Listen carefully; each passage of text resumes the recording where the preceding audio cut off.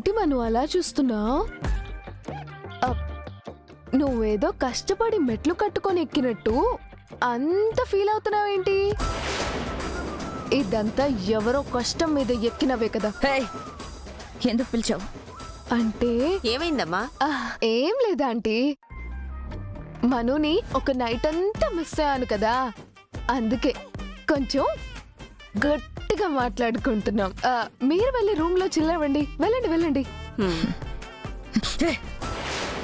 ఇప్పుడు చెప్పవే, ఎందుకు పిలిచావు? అంటే పిలిస్తే వస్తావో లేదో అని చూద్దామని పిలిచా. పర్లేదు, భయం బానే ఉంది.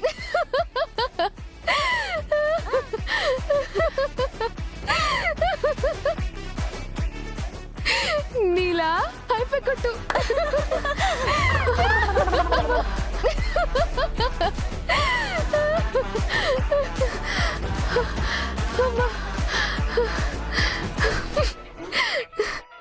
ఏంటి మను, నేను వచ్చానన్న షాక్ కంటే ఎక్కడ నిన్ను ఇంట్లో నుంచి బయటికి పంపించేస్తానో అన్న భయమే ఎక్కువ కనిపిస్తోంది. నిన్ను అప్పుడే ఎలా బయటికి పంపుతా? నేను ఏ తప్పు చేయకుండానే అబద్ధం చెప్పానన్నా, మోసం చేస్తున్నానని నా మీద నిందలు వేశా.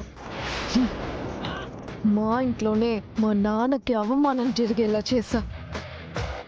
నిన్ను అంత ఈజీగా వదిలేస్తాను? నీ కుప్పి గంతులు ఎవరి దగ్గరైనా వేసుకో, నా దగ్గర కాదా. అయినా నీకు నాకు పోటీ అంటే? ఏయ్ ఏయ్ ఏయ్, నాతో పోటీ కూడా భయపడుతున్నావు అంటే? నేను ఆల్రెడీ సగం గెలిచేసా. చూడు, నా దారి కడ్డొచ్చిన వాళ్ళందరూ పైకి వెళ్ళిపోతారు.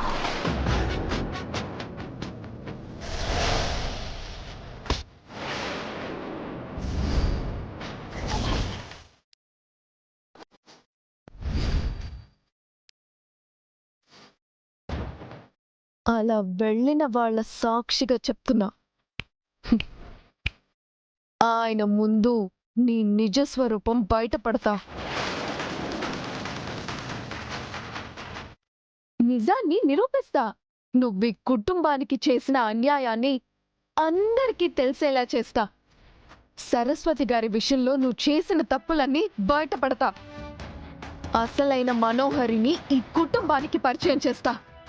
ఆఖరికి ఈ కుటుంబంలో వాళ్ళే నీ మెడ పట్టి నిన్ను బయట గెంటేలా చేస్తా. అప్పటిదాకా నీకు సెలవిస్తా, నేను వెళ్ళొస్తా.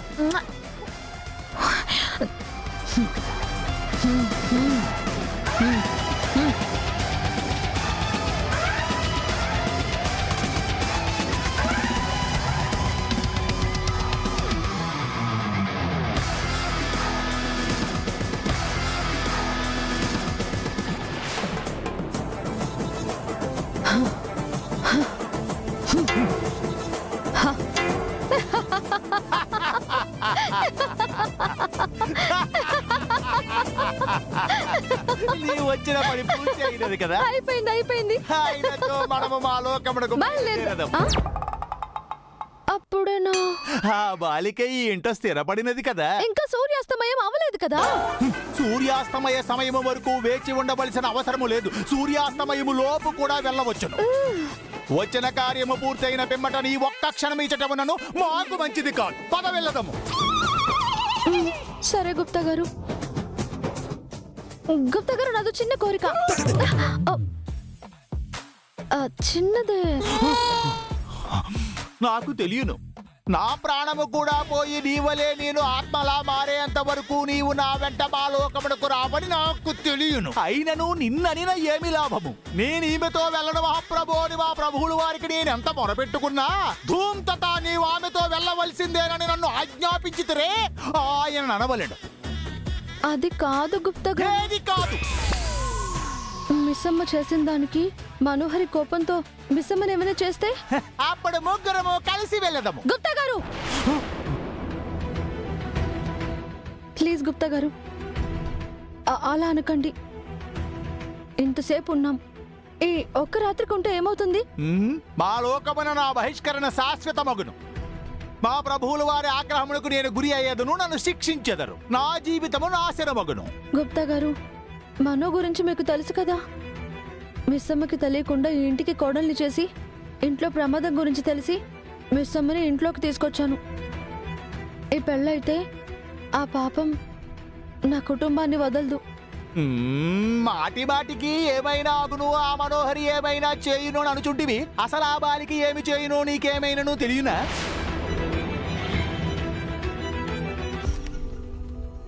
చంపేస్తుంది, చంపేస్తుంది, చంపేస్తుంది, చంపేస్తుంది. మిస్సమ్మ కొంచెం ఏమరపాటుగా ఉన్నా మనో మిస్సమ్మని చంపేస్తుంది. బాలిక, ఎందులకు ఇటులు మాట్లాడుచుంటివి? ఏమైనది నీకు? ఆ, వార్డెన్ గారిని కూడా చంపాలని చూసింది కదా, అందుకే అలా అన్నాను.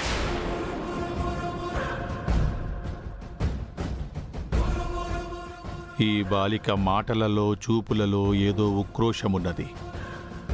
తన స్నేహమే విషముగా మారి తన ప్రాణమును తీసినదని తెలిసినదా? కాని ఈ నిజమును ఎటుల తెలుసుకున్నది? మాయాదర్పణమును వీక్షించినదా?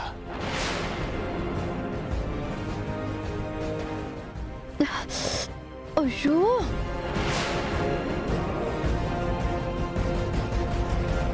ఏంటి గుప్తా గారు ఆలోచిస్తున్నారు? నన్నేమైనా అడగాలా? ఏమీయూ లేదు. నీవు ఎన్ని చెప్పినను నిన్ను ఎచ్చట ఉంచుట సబబు కాదు అని అనిపించుచున్నది. పైగా మీ మానవులని నమ్మి మరొక్కసారి నేను మోసపోలేను. సరే గుప్తా గారు, త్వరగా వెళ్ళి వెనకొచ్చేద్దాం, పదండి. మరలా వచ్చుట ఏమి? అదే రాజుగారితో మాట్లాడతా.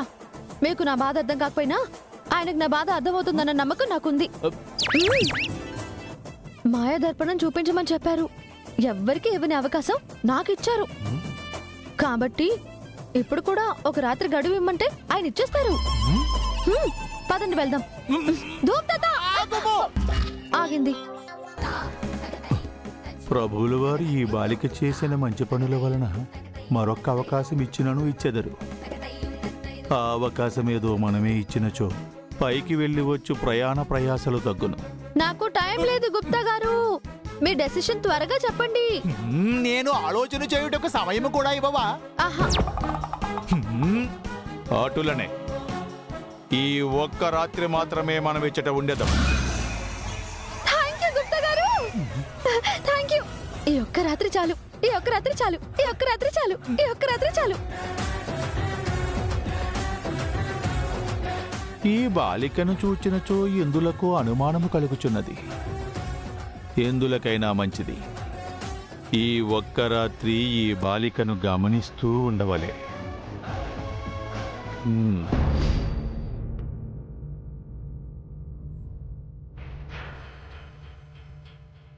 అమర్, లోపలికి రా మనోహరి. నువ్వేంటి ఇక్కడికి వచ్చావు? నీతో కొంచెం పర్సనల్గా మాట్లాడాలి అమర్. కూర్చో మనోహరి.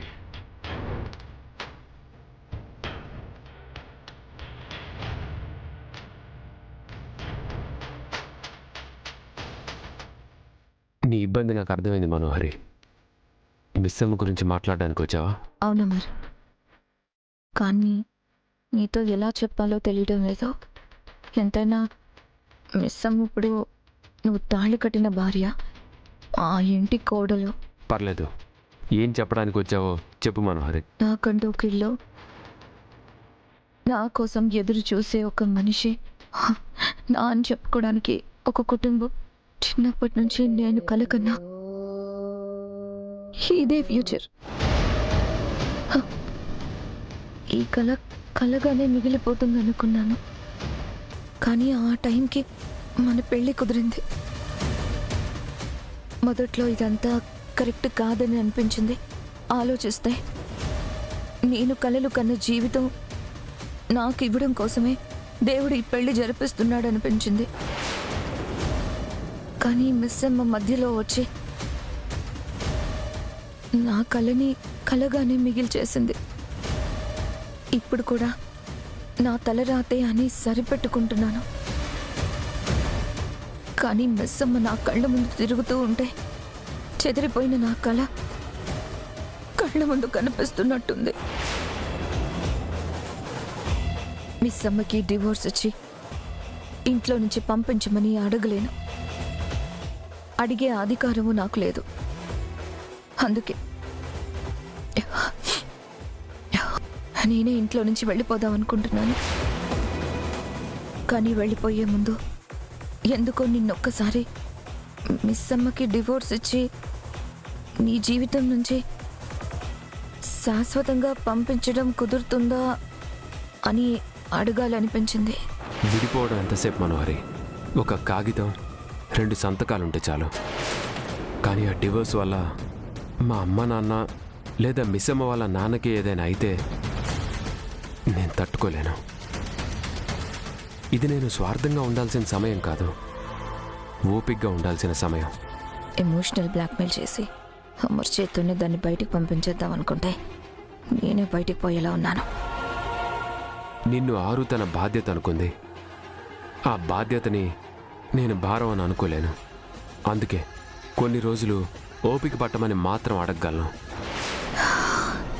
సరే అమర్, నువ్వు చెప్పావు కాబట్టి ఉంటాను. కానీ మిస్సమ్మ గురించి నువ్వు ఆలోచించి నిర్ణయం తీసుకో. ఇప్పుడు నేను ఆలోచించాల్సింది మిస్సమ్మ గురించి కాదు, నా కుటుంబం ఈ స్థితికి కారణమైన వాడి గురించి. అంటే నువ్వు ట్రై చేస్తున్నావు కానీ వాళ్ళెవరో దొరకడం లేదు కదా అమర్. ఇన్ని రోజులు నా కళ్ళ ముందే ఉంటూ తప్పించుకున్నారు. ఇంకో 2 నిమిషాల్లో దీనంతటికీ కారణమైన వాళ్ళు నా కళ్ళ ముందు కనిపిస్తారు.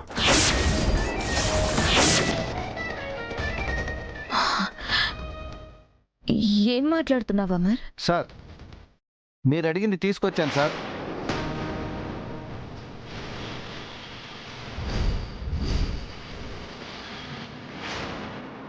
అమర్ ఏం అడిగాడు?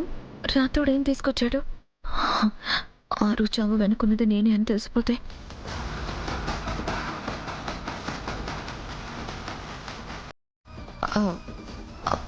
రాతోడిని ఏం తీసుకురమ్మని చెప్పావు అమర్? CC footage madam.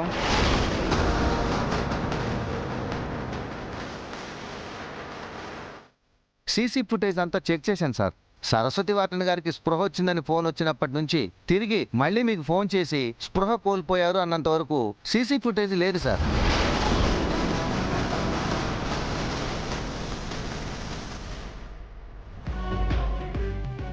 చెప్పు. మీరు చెప్పినట్టు హాస్పిటల్లో జాయిన్ చేసి మీరు చెప్పమని చెప్పినట్టు డాక్టర్కి చెప్పేశాను మేడం. చూడు, ఈ 2 రోజుల సీసీటీవీ ఫుటేజ్ని డిలీట్ చేయించా. ఎందుకు మేడం? అమర్కి అనుమానం వస్తాయి. మొదట చూసేది సీసీటీవీ ఫుటేజ్నే. అందులో జరిగిందంతా చూస్తే నువ్వు నీ వెనుక ఉన్న నేను ఇద్దరం దొరికిపోతాం. సరే మేడం. మంచిగా ఉండి ముంచాలంటే మీ తర్వాతే మేడం ఎవరైనా. నీ గురించి తెలిసి కూడా నేను క్లూలు ఎలా వదిలేస్తానమ్మా?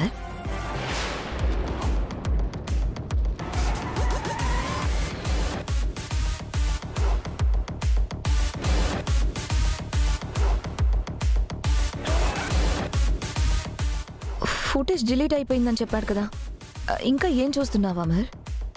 వార్డెన్ని చంపాలని చూసిన వాళ్ళు వార్డెన్ని చూడ్డానికి హాస్పిటల్కి పక్కా వచ్చుంటారు. ఆ వచ్చిన వాళ్ళల్లో దీనంతటికీ కారణమైన వాళ్ళు కూడా ఉంటారు.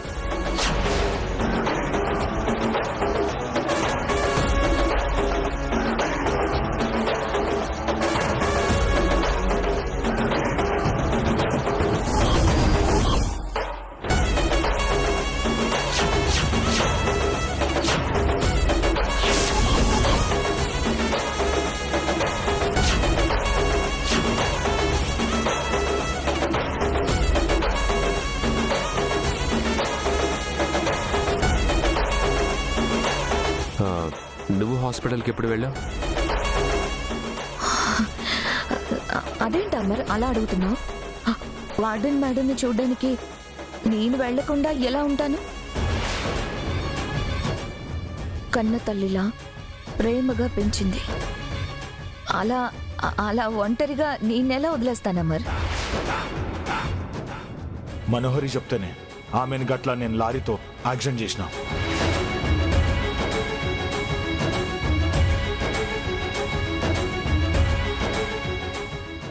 ఆ, ఈ ఫోల్డర్ ఏంటి రాథోడ్? ఇది హాస్పిటల్ క్యాంటీన్లోని కెమెరా సార్. ఇందులో ఫుటేజ్ డిలీట్ కాలేదు. మొత్తం చెక్ చేశాను సార్. ఆ 2 డేస్లో మనకు కావాల్సిన ఫుటేజ్ ఏదీ దొరకలేదు.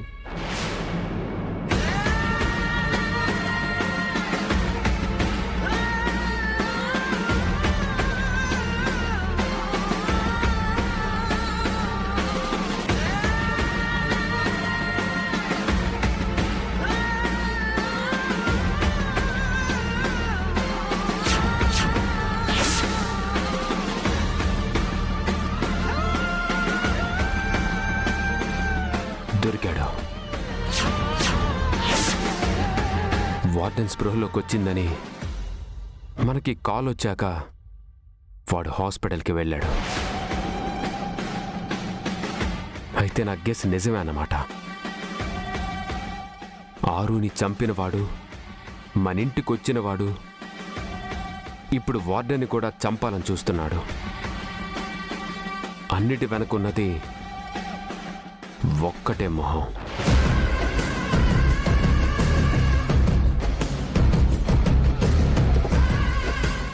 నారు నాకు దూరం చేసిన వాళ్ళని నేరుగా కలుసుకునే రోజు దగ్గరలోనే ఉంది.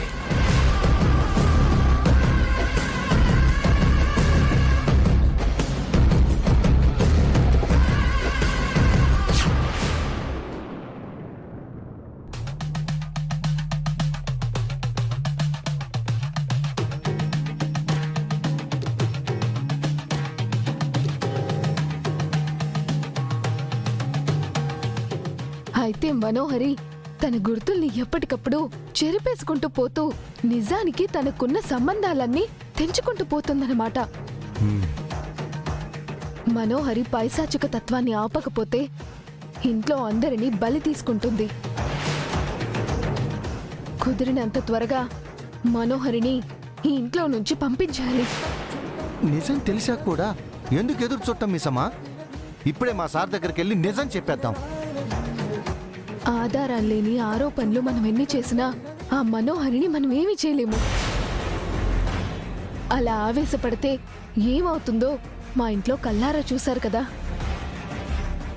మన ఆరోపణల్ని అవకాశాలుగా మలుచుకుంటుంది. ఛ! ఆ మనోహరే మేడంని చంపిందని తెలిసాక ఏమీ చేయకుండా నేను కూర్చోలేను మిసమ్మా. గన్ను తీసుకొని మనోహర్ని చంపేసి నేను జైలుకి వెళ్తా. వద్దు రాతోడు, ఆగు. వద్దు. మనకు కావాల్సింది మనోహరి చావు కాదు, నిజం బయటికి రావడం. ఈ ఇంటి కోడల చావుకి న్యాయం జరగడం. మీరు మనోహరిని చంపితే మనోహరి అందరి దృష్టిలో ఒక మంచి దానిలానే మిగిలిపోతుంది. ఈ ఇల్లు, ఈ ఇంట్లో వాళ్ళు మనోహరిని ఒక నేరస్తురాళ్ళని గుర్తుపెట్టుకోవాలి. అదే మనం మనోహరికి విధించగలిగే శిక్ష. ప్రాణ స్నేహితురాలే తన ప్రాణం తీసిందని మా అమ్మగారికి తెలిస్తే గుండె పగిలిపోయేది మిసమ్మా.